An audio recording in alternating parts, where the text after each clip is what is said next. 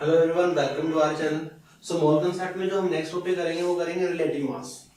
देखो, हमने मोल कंसेप्ट में अभी तक कर लिए हैं लॉज ऑफ केमिकल कॉम्बिनेशन के। जो हमारे पास लॉज हैं, कौन कौन से लॉज आए हैं हमारे पास, उसमें हमने किया law of conservation of mass, law of constant proportion, law of multiple proportion, law of reciprocal proportion, Gay-Lussac's law and last Avogadro's law. तो हमने 6 लॉ पढ़ लिए, ठीक है। अब देखो 6 लॉज तो हमने पढ़ लिए। अब मेन प्रॉब्लम क्या है? मेन प्रॉब्लम ये है कि अगर हमें कोई एटम है हमारे पास, तो उस एटम का हमें मास निकालना है। हमें क्या करना है? देखो, हमें पता है कि जो हमारे पास जो सबसे पहले थ्योरी कौन सी आई थी हमारे पास? वो थी डाल्टन की, डाल्टन एटॉमिक थ्योरी। अब देखो, डाल्टन की एटॉमिक थ्योरी के अंदर क्या था कि जो एलिमेंट होंगे, जो डिफरेंट एलिमेंट होंगे, उनके जो एटॉमिक मास है, उनकी जो प्रॉपर्टीज है, वो भी क्या होगी? डिफरेंट होगी। डाल्टन ने अपनी थ्योरी के अंदर क्या बोला कि जो डिफरेंट एलिमेंट है और जो डिफरेंट एलिमेंट के जो एटम होंगे वो भी क्या होंगे? डिफरेंट होंगे। सेम एलिमेंट के जो एटम है वो क्या होंगे? सेम होंगे। तो डिफरेंट एलिमेंट के जो एटम है वो क्या होंगे? डिफरेंट होंगे। अब देखो, जो डिफरेंट एलिमेंट के जो एटम है वो डिफरेंट होंगे। हमें कैसे पता चलेगा कि कोई जो एलिमेंट है उसके जो एटम है वो डिफरेंट है या फिर वो सेम है? हमें कैसे पता चलेगा कि जो एलिमेंट है, लेट्स से कि हमारे पास 2 एलिमेंट है, हमें कैसे पता चलेगा कि जो इसके जो एटम है ना वो डिफरेंट है? एक्चुअली में जो उसके एटम है वो क्या है? डिफरेंट है। तो वो हमें पता चलेगा मास से। क्यों? क्योंकि उनका जो मास है, मास भी डिफरेंट होगा। अगर मास डिफरेंट होगा तो जो एटम है, एटम भी आपस में क्या है? डिफरेंट। क्लियर? तो सबसे मेन प्रॉब्लम थी कि हमें जो जो एटम है ना, एटम का मास कैलकुलेट करना था। हमें क्या करना था? एटम का मास कैलकुलेट करना। अब देखो, एटम का मास कैलकुलेट करना है। अब एटम अपने आप में बहुत स्मॉल है, बहुत ही टाइनी पार्टिकल है, तो उसका जो मास हमें कैलकुलेट करना है, उसको अगर हमें वेट करना है, तो वो एक तरह से उस टाइम के केस में उस टाइम क्या था, वो बहुत ही एक तरह से माना जाता है कि इम्पॉसिबल बात है वो। भाई हम इसको, एटम इतना छोटा पार्टिकल है कि उसके जो मास है, उसके मास को हम बिल्कुल एक्यूरेटली सही से मेजर नहीं कर सकते। क्यों? क्योंकि जो एटम है, एटम बहुत ही क्या है? एक टाइनी पार्टिकल है। क्लियर? ओके। अब देखो, ये बात कहीं ना कहीं थोड़ी बहुत सोल्व हो गई थी एवोगैड्रो ने सोल्व कर दी थी थोड़ी बहुत बात। ये एवोगैड्रो हाइपोथेसिस हमने पढ़ लिया। एवोगैड्रो के लॉ ने क्या बोला कि equal volume of all gases contain equal number of molecules. Equal volume of all gases contain equal number of molecules. Clear? अब वही हम ले रहे हैं 22.4 लीटर हाइड्रोजन भी ले रहे हैं, और हम 22.4 लीटर ऑक्सीजन भी ले रहे हैं। अब देखो, 22.4 लीटर हमने हाइड्रोजन ली और 22.4 लीटर हमने क्या लिया? ऑक्सीजन लिया। अब देखो, 22.4 लीटर का मतलब क्या है? 1 मोल। और हमें पता है कि 1 मोल में से कितने मॉलिक्यूल्स होंगे? 6.02 into 10 raised to power 23 molecules. वही हम, चाहे हम 22.4 लीटर ऑटो ही क्यों ना लें, इसके अंदर भी क्या होंगे? 1 मोल। और इसके अंदर जो मॉलिक्यूल्स होंगे वो भी कितने होंगे? सेम होंगे। ठीक है। तो एवोगैड्रो ने क्या कहा? एवोगैड्रो ने कहा कि वैसे तो हम मास को कैलकुलेट नहीं कर सकते सही से, बट हम ना रिलेटिव बात कर सकते हैं। रिलेटिव बात कैसे कर सकते हैं कि एवोगैड्रो ने क्या किया कि जो इक्वल वॉल्यूम लिया हाइड्रोजन का और इक्वल लिया हमने ऑक्सीजन का, मतलब हाइड्रोजन का और ऑक्सीजन का वॉल्यूम क्या लिया? सेम लिया। अब हाइड्रोजन का और ऑक्सीजन का वॉल्यूम सेम लिया तो उसके अंदर मॉलिक्यूल्स भी क्या होंगे? सेम होंगे। Obviously equal volume of all gases contain equal number of molecules. तो जब दोनों का वॉल्यूम इक्वल लिया तो उनके मॉलिक्यूल्स भी क्या थे? सेम थे। मतलब उसमें नंबर ऑफ मॉलिक्यूल्स क्या थे? सेम थे उसमें। ठीक है। बट जो उसका मास था ना, मास क्या था? डिफरेंट था। जो दोनों का मास लिया गया, मास क्या गया? डिफरेंट लिया गया। ठीक है। अब देखो, अब हमारे पास 22.4 लीटर है H2, तो उसके अंदर 1 मोल और इतने क्या उसके मॉलिक्यूल्स है। अब इन जो मॉलिक्यूल्स का हमने वेट लिया और इन जो मॉलिक्यूल्स का हमने क्या लिया? वेट लिया, तो दोनों का वेट क्या आया? डिफरेंट आया। दोनों का वेट क्या आया? डिफरेंट आया। और इवन कितना आया? वो आया 1:16, जिसका रेशियो था, रेशियो क्या था? 1:16 था। मतलब जो हाइड्रोजन था, हाइड्रोजन 1 पार्ट और ऑक्सीजन कितना था? 16 पार्ट था। देखो, एवोगैड्रो ने कहा कि हम एक एटम का या फिर एक मॉलिक्यूल का तो हम मास सही से कैलकुलेट नहीं कर सकते। क्यों? क्योंकि वो बहुत ही, उसका साइज क्या, बहुत स्मॉल है। बट अगर हमारे पास सेम एटम हो, जैसे इसके अंदर भी 6.02 10⁻23, इसके अंदर भी क्या है? 6.02 10⁻23, कि अगर हमारे पास बहुत सारे मॉलिक्यूल्स हो, बहुत सारे एटम्स हो, दोनों के सेम हो, उनका तो वेट हम कर सकते हैं ना। उनकी तो बात हम क्या कर सकते हैं? रिलेटिव बात कर सकते हैं। उनकी तो क्या कर सकते हैं? हम रिलेटिव बात कर सकते हैं। क्यों? क्योंकि इसके अंदर मॉलिक्यूल्स बहुत ज्यादा आ गए। जो मॉलिक्यूल्स बहुत ज्यादा आ गए तो उनको जो वेट करना क्या है? आसान है। उसको हम वेट कर सकते हैं इजिली, ठीक है। तो उस केस में क्या आता है कि जो हाइड्रोजन और ऑक्सीजन है, तो जो उनके मास का रेशियो आया, मास का रेशियो क्या आया, 1:16 आया। जो मास का रेशियो क्या था, 1:16 आया। मतलब जो ऑक्सीजन का जो है ना, ऑक्सीजन का जो मॉलिक्यूल है वो 16 टाइम्स हैवियर है एज कंपेयर टू हाइड्रोजन के। जो ऑक्सीजन का जो मास है वो 16 टाइम्स क्या है, हैवियर है हाइड्रोजन के मास से। तो एवोगैड्रो ने कहीं ना कहीं बात को थोड़ा सोल्व कर दिया। उसने कहा कि नहीं, हम एक एटम का या फिर एक मॉलिक्यूल का मास तो नहीं निकाल सकते, बट उसमें हम एक कम कर सकते हैं। अगर हम उसके मॉलिक्यूल्स एक एक ना लेके बहुत ज्यादा ले लें, हम उनके मॉलिक्यूल्स एक एक ना लेके बहुत ज्यादा ले लें, हमने 1 मोल ले लिए, ठीक है, तो कह रहे हैं कि अगर हम दोनों का उनका वेट कर लें, उनका वेट तो कर सकते हैं, क्यों, क्योंकि वो तो बहुत सारे मॉलिक्यूल्स है, ठीक है, तो उनका कुछ ना कुछ वैलिड वेट होगा, ज्यादा वेट होगा, और ज्यादा वेट हम इजीली कैलकुलेट कर सकते हैं, ठीक है। तो कह रहे हैं कि दोनों का जब हम वेट लेंगे तो उनकी हम कंपैरेटिव बात करेंगे, क्योंकि उनके अंदर मॉलिक्यूल्स तो क्या है, सेम है। एवोगैड्रो का हाइपोथेसिस इसी के ऊपर बेस्ड है कि मॉलिक्यूल्स क्या होंगे, सेम होंगे। तो हम उनकी क्या कर सकते हैं, रिलेटिव बात कर सकते हैं कि कौन कितना हैवियर है किसके कंपैरिजन में, ठीक है। तो सबसे पहले हाइड्रोजन और ऑक्सीजन का लिया गया, तो देखा गया कि जो ऑक्सीजन है 16 टाइम्स हैवियर है एज कंपेयर टू हाइड्रोजन। तो जो एवोगैड्रो है, एवोगैड्रो ने कहीं ना कहीं बात को इसको सोल्व कर दिया कि हम उसमें मास की बात कर सकते हैं, ठीक है। तो अब हुआ क्या, जब जैसे हमें मास पता चल गया, तो हमें मास अगर हमें पता चल गया तो हम बोल सकते हैं कि ये एलिमेंट है, इसका मास ये है, क्लियर। दूसरा एलिमेंट होगा, उसका मास ये होगा। तो मतलब जो एलिमेंट के जो एटम है वो क्या होंगे, डिफरेंट होंगे, क्यों, क्योंकि इनका जो मास है वो भी क्या है, डिफरेंट है। तो कहीं ना कहीं इसको फिर हमने डाल्टन एटॉमिक थ्योरी से क्या कर दिया, उसको रिलेट कर दिया, डाल्टन की थ्योरी से इसको रिलेट कर दिया, क्लियर। अब देखो यहां पे जो हमने मास निकाला है, हमने किसके कंपैरेटिव बात की है कि जो ऑक्सीजन का जो मास है हाइड्रोजन के कंपैरेटिव 16 टाइम्स क्या है, ज्यादा है, 16 टाइम्स क्या है, वो हैवियर है उसका मॉलिक्यूल, क्लियर। तो हमने कहा कि हमें कुछ ना कुछ रेफरेंस लेना पड़ेगा, हमें क्या करना पड़ेगा, कुछ ना कुछ रेफरेंस लेना पड़ेगा कि किसकी कंपैरेटिव बात कर रहे हैं, किसके कंपैरेटिव बात कर रहे हैं। तो सबसे पहले हमने रेफरेंस लिया हाइड्रोजन का, सबसे पहले हमने किसका रेफरेंस लिया, हाइड्रोजन का रेफरेंस लिया, ठीक है। तो रिलेटिव मास के अंदर सबसे पहले जो हम करेंगे वो करेंगे हम रिलेटिव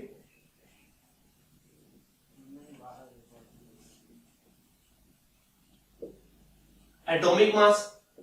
सबसे पहले हम एटम का निकालेंगे, फिर किसका निकालेंगे, मॉलिक्यूल का निकालेंगे। तो जो एटम का मास मिला है, एटम के मास में क्या था, सबसे पहले हमने हाइड्रोजन की स्केल पे, so on hydrogen scale,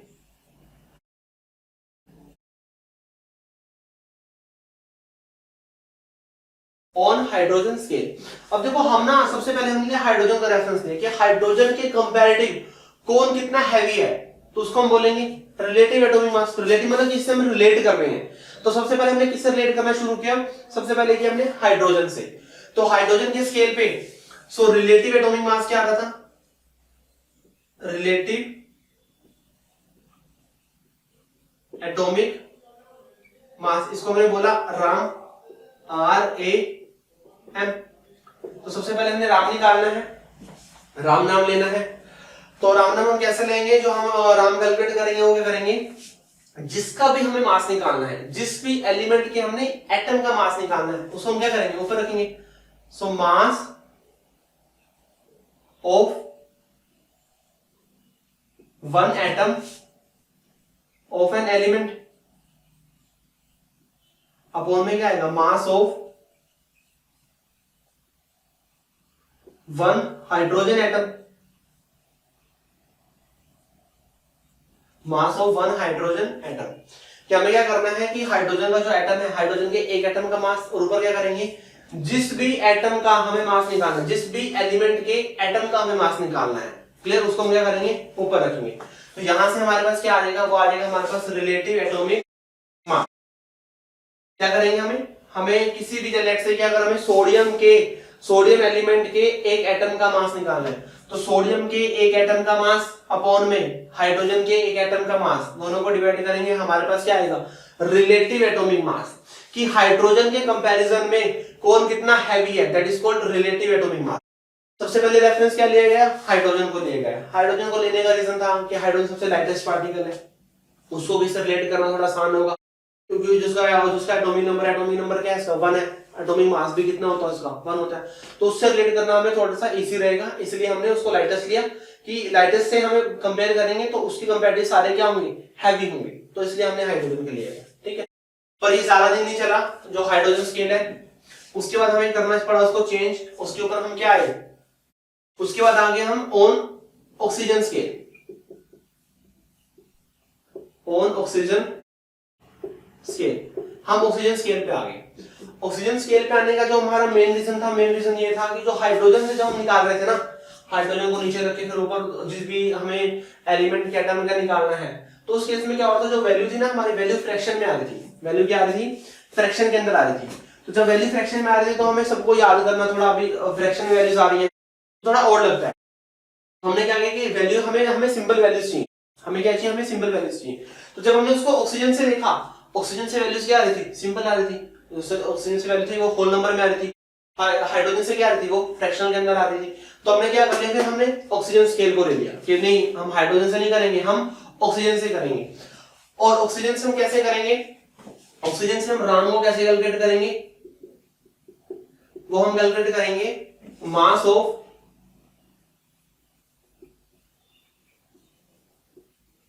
one atom of an element.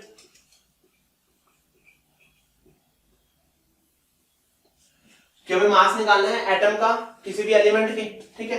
Upon में क्या करेंगे, 1/16 into mass of one oxygen atom.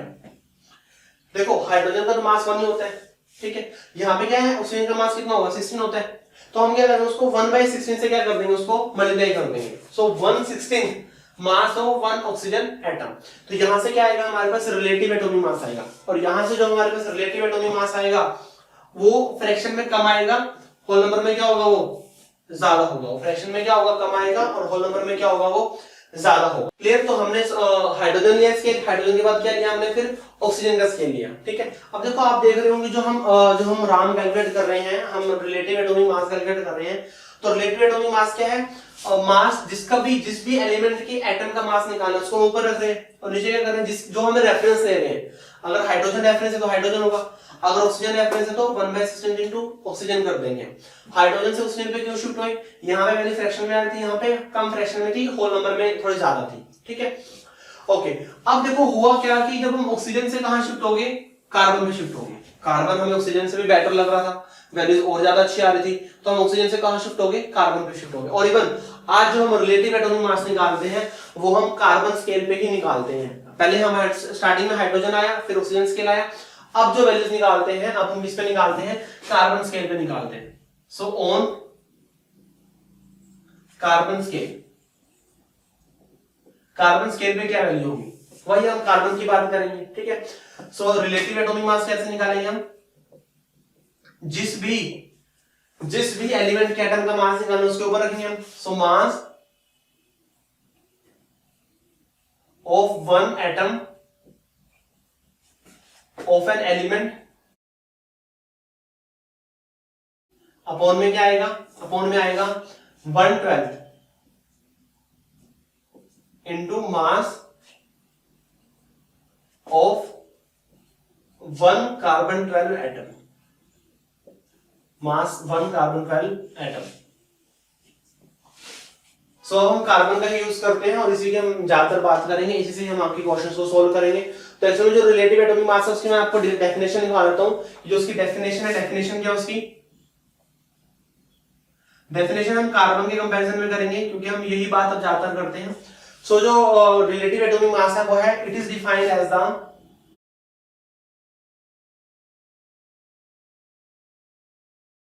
it is defined as the how many times, it is defined as the how many times an atom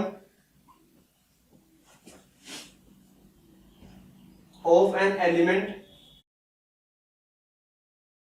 is heavier in comparison to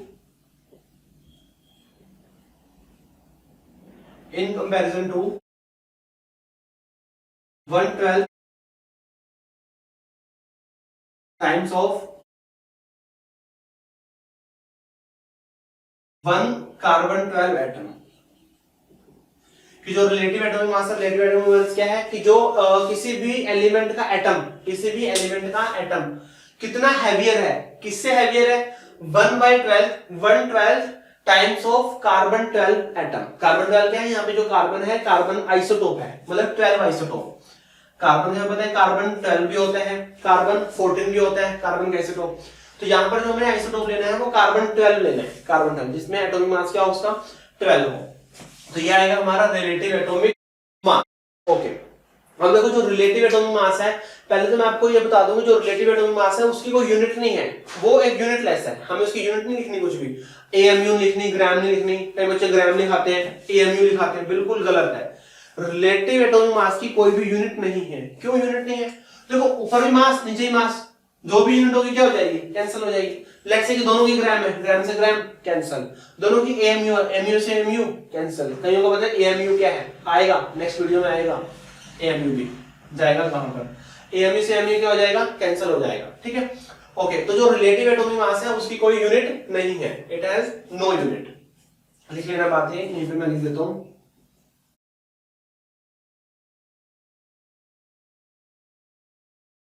it has no unit, इसकी कोई unit नहीं है। बहुत important बात है, अगर आपको relative atomic मास निकालना है और आपके पास ऑप्शंस हैं तो ऑप्शंस में चेक करो कि कहां पर यूनिट नहीं है, वही उसका क्या होगा, रिलेटिव एटॉमिक मास।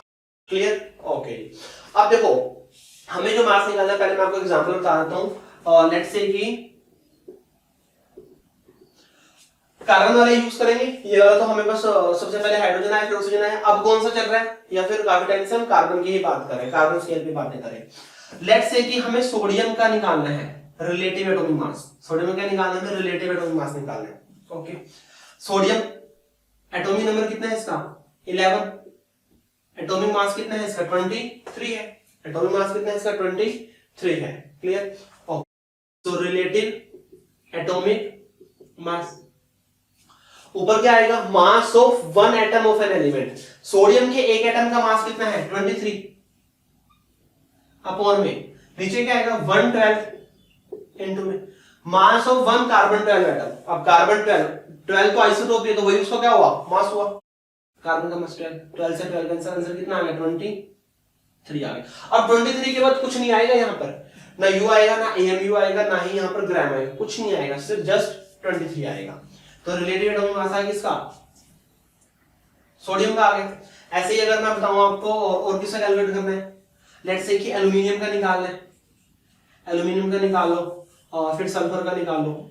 अब एल्युमिनियम का निकालना है, atomic number 13, atomic mass 27, so relative atomic mass क्या आएगा, देखो एक बार, mass of one atom of an element, aluminium जिसका मास निकालना है उसका मास ऊपर रखोगे, कितना है एल्युमिनियम का मास 27 अपॉन में 1/12 इंटू में 12, कितना आ जाएगा यहाँ पे 27। ओके, देन ये तो एल्युमिनियम का था, सल्फर का निकाल लो, कितना आएगा, सल्फर का मास कितना होता है 32, क्योंकि यहाँ पे एटॉमिक नंबर 16 होता है और एटॉमिक मास कितना होता है 32। इवन है ना भाई, इवन है तो क्या करोगे, ट्वाइस करोगे, याद है आपको, एल्युमिनियम ओड है, ओड है तो क्या करते, ट्वाइस प्लस 1 कर रहे थे, सोडियम भी ओड है, ओड में भी क्या कर रहे थे, ट्वाइस प्लस 1 कर रहे थे, तो याद रखना है आपने ये। तो 32 अपॉन 1/12 इंटू में 12, तो कितना आ गया 32 आ गया। चलो जी, बहुत बढ़िया। अब देखो, अब आप देख रहे होंगे जो रिलेटिव एटॉमिक मास है, हम यहाँ पे बार बार 1/12 इंटू 12 कर रहे हैं, यहाँ पे 1/12 इंटू 12 कर रहे हैं, 1/12 इंटू 12 कर रहे हैं। एक्चुअल में क्या आ रहा है, जो उसका मास है, तो जो रिलेटिव एटॉमिक मास है ना, अगर आपने कोई भी रिलेटिव एटॉमिक मास निकालना है तो आपने क्या है, रिलेटिव एटॉमिक मास कुछ नहीं है, वो क्या है, वो है नंबर ऑफ न्यूक्लियॉन्स, कितने उसके अंदर न्यूक्लियॉन प्रेजेंट है। ये बहुत इंपॉर्टेंट बात है और मैं यहां पे लिख रहा हूं, relative atomic mass is nothing but just number of nucleon. Number of क्या है, न्यूक्लियॉन्स। अब कईयों को पता नहीं होगा न्यूक्लियॉन्स, न्यूक्लियॉन्स क्या होते हैं, न्यूक्लियॉन्स होते हैं जहां पर, न्यूक्लियॉन्स क्या होंगे, न्यूक्लियस होते हैं प्रोटॉन प्लस न्यूट्रॉन। न्यूक्लियस होते हैं जो न्यूक्लियस के अंदर है, न्यूक्लियस के अंदर क्या क्या होता है, प्रोटॉन भी होते हैं और न्यूट्रॉन भी होते हैं, तो वो क्या होंगे, न्यूक्लियस होंगे। तो न्यूक्लियंस क्या होते हैं, एक्चुअली जो एटॉमिक मास होता है ना वही न्यूक्लियंस होते हैं। एटॉमिक मास होता है वही क्या होते हैं, न्यूक्लियंस होते हैं। क्लियर? तो जो एटॉमिक मास है वही क्या है, न्यूक्लियंस है। ठीक है, तो जिसके जितना एटॉमिक मास होगा, जितने जितने उसके अंदर क्या होंगे, न्यूक्लियंस होंगे, वही उसका क्या होगा, रिलेटिव एटॉमिक मास होगा। कोई भी यूनिट नहीं लगानी है, और जितने न्यूक्लियन उतने ही क्या होगा उसका एटॉमिक रिलेटिव एटॉमिक मास होगा। रिलेटिव किससे रिलेट कर रहे हैं, अब हम करते हैं कार्बन से रिलेट करते हैं। क्लियर? ओके, सो ये है रिलेटिव एटॉमिक मास। अब हम करेंगे रिलेटिव मॉलिक्यूलर मास। सो रिलेटिव एटॉमिक मास हमने देख लिया, अब हम करेंगे relative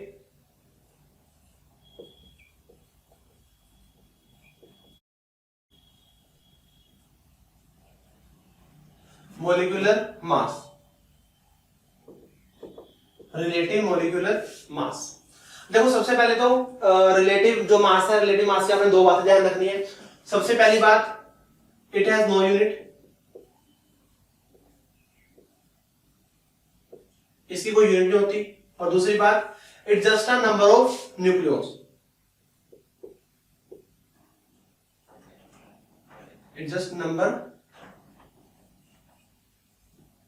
of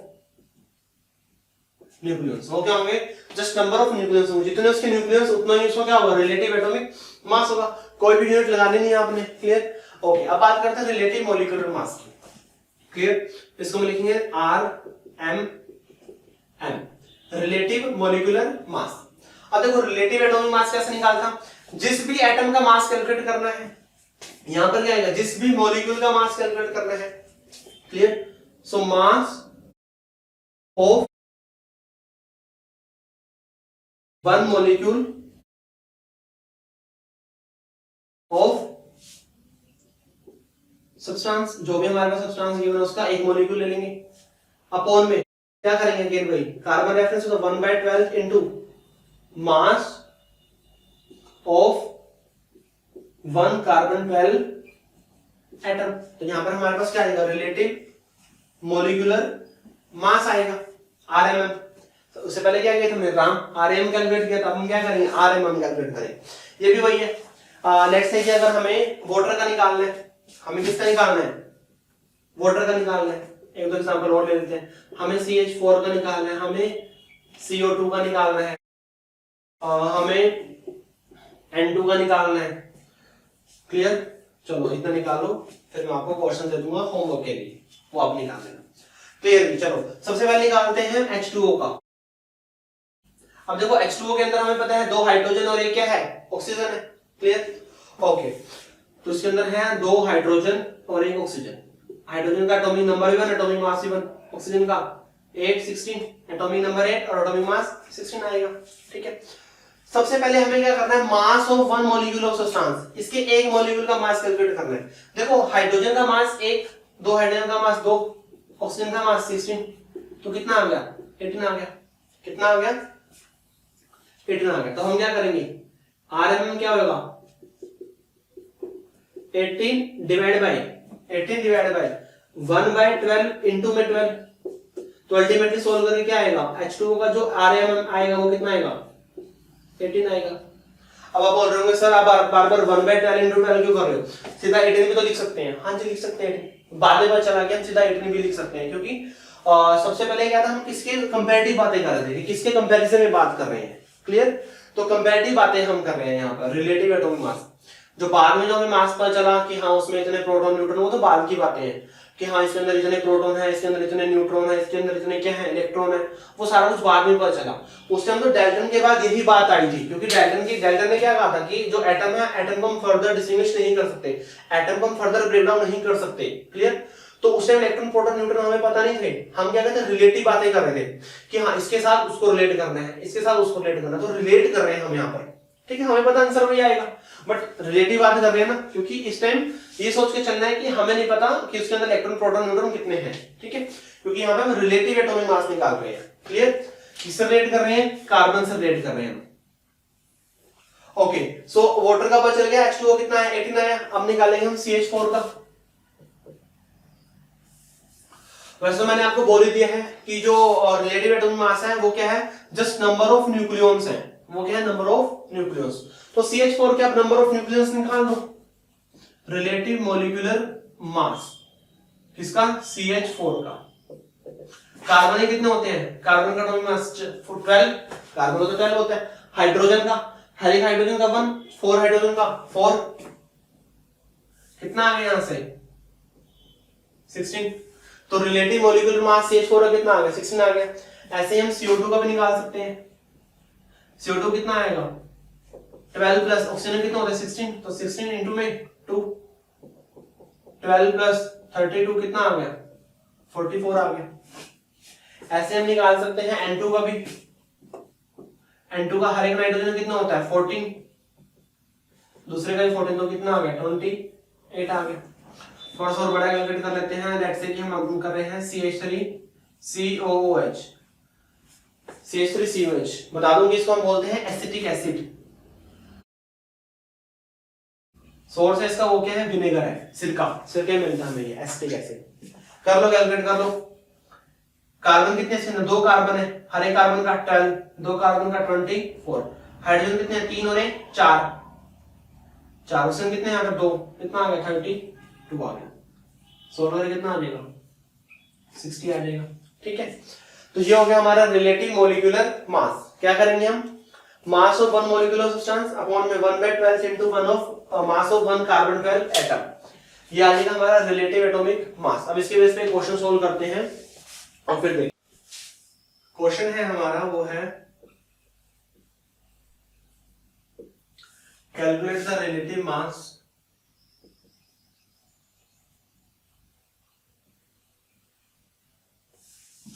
calculate the relative mass of, हमें रिलेटिव मास किसका कैलकुलेट करना है? एटम में कैलकुलेट करना है एल्यूमिनियम का, आयरन का लगा लो और लगा लो सल्फर का। ठीक है, और हमें मॉलिक्यूल में कैलकुलेट करना है वाटर का, CO2 का और NH3 का। ये हमें कैलकुलेट करने हैं। ठीक है, ये तो हमने आप बोलोगे हमने कैलकुलेट कर लिया, बट नहीं, इसके अंदर हमें क्या करना है? इसके अंदर यूज करना है कि if we use 1/6 instead of 1/12, अगर हम 1/6 यूज करें 1/12 की जगह, तब जो मास और मास में क्या चेंज आएगा? सेकंड, if we use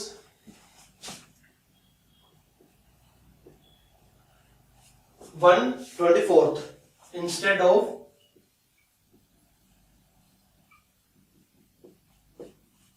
1/12, अगर हम 1/6 यूज करें तब क्या मास होंगे, और अगर हम 1/12 यूज करें तब उसमें मास में क्या चेंज आएगा? क्लियर? देखो, सबसे पहले जो हमारा फॉर्मूला है, फॉर्मूला क्या है रिलेटिव एटॉमिक मास का? वो है मास of one atom of an element upon में क्या आएगा? 1/12 into mass of carbon 12 atom, mass of one carbon 12 atom, यही आएगा। देखो, अब अगर हम 1/12 की जगह 1/6 यूज कर ले तब क्या फर्क पड़ेगा? जो हमारा 1/12 है, 1/12 को हम 1/6 यूज कर ले तब क्या फर्क पड़ेगा? देखो, पहली बात तो अगर मैं फॉर्मूला को मॉडिफाई करना चाहूं तो जो 1/12 है, एक्चुअल में जो 1/12 है 12 ऊपर जाकर मल्टीप्लाई हो जाएगा। जो 12 है 12 ऊपर जाकर क्या हो जाएगा? मल्टीप्लाई हो जाएगा। तो जो राम बनेगा वो क्या बनेगा? वो बनेगा मास of one atom of an element upon mass of one carbon 12 atom. Into में क्या आ जाएगा? इंटू में आएगा 12 इंटू में चला जाएगा। सो 1/12 कहां चला गया? इंटू में चला गया यहाँ पे। क्लियर? ओके, अब देखो हमें क्या यूज करना है? हमें जो 12 है 12 की जगह हम क्या यूज करना है? 1/6 यूज करना है। तो इंटू में भी क्या जाएगा? 6 जाएगा। इंटू में भी क्या जाएगा? 6 जाएगा। चलो, सबसे पहले हम कैलकुलेट करते हैं एल्यूमिनियम का। सबसे पहले हम क्या कैलकुलेट करते हैं? एल्यूमिनियम का कैलकुलेट करते हैं। हमें पता है कि एल्यूमिनियम का एटॉमिक नंबर 13, एटॉमिक मास 27। तो जो रिलेटिव एटॉमिक मास क्या आएगा इसका? रिलेटिव एटॉमिक मास में हम क्या करेंगे, मास of one aluminium atom that is 27 upon में इंटू में 6 आ जाएगा, क्योंकि इंटू में जब हम 12 लेंगे तो 12 आएगा, जब हम 1/6 लेंगे तो इंटू में क्या आएगा, 6 आएगा।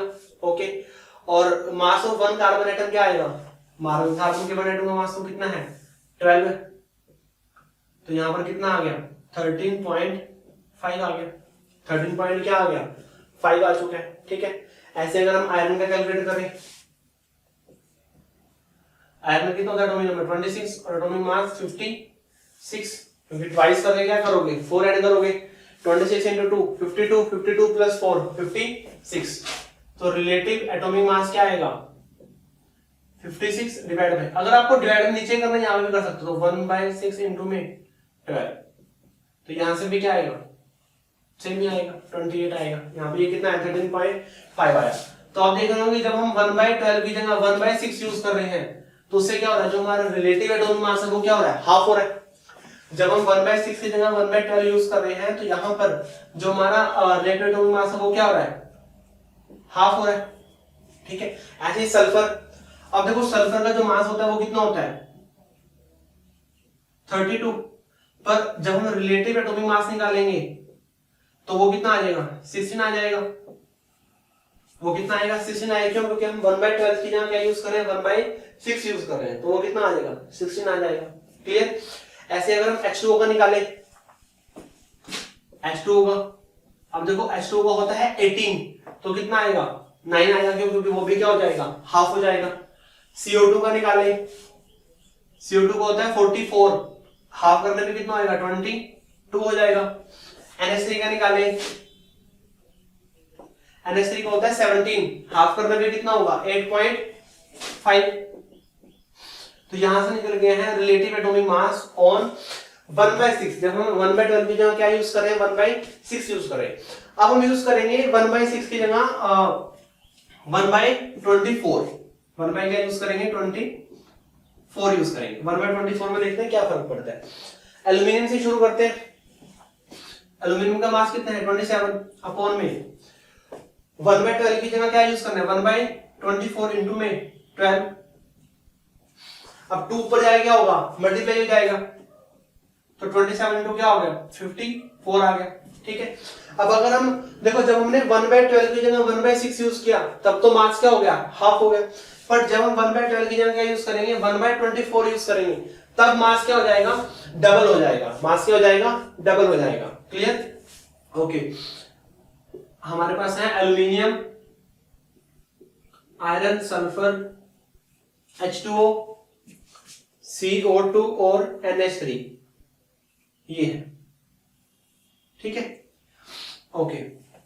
देखो जब हम यूज कर रहे हैं 1/12, जब हम यूज कर रहे हैं 1/12 यूज कर रहे हैं तो एल्यूमिनियम का मास होता है 27, आयरन का होता है 56, सल्फर का होता है 32, H2O का होता है 18 और CO2 का होता है 44 और NH3 का होता है 70।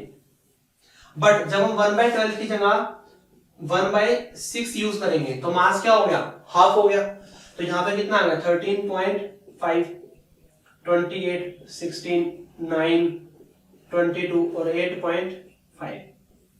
बट जब हम 1/6 की जगह 1/24 यूज करेंगे तो उस केस में क्या होगा, जो 1/12 है 1/12 से क्या हो जाएगा डबल हो जाएगा, तो यहाँ पे आएगा 54, यहाँ पे कितना हो जाएगा ये हो जाएगा 112, ये कितना होगा 64, कितना हो जाएगा 36, 88, यहाँ पे कितना होगा 34 होगा।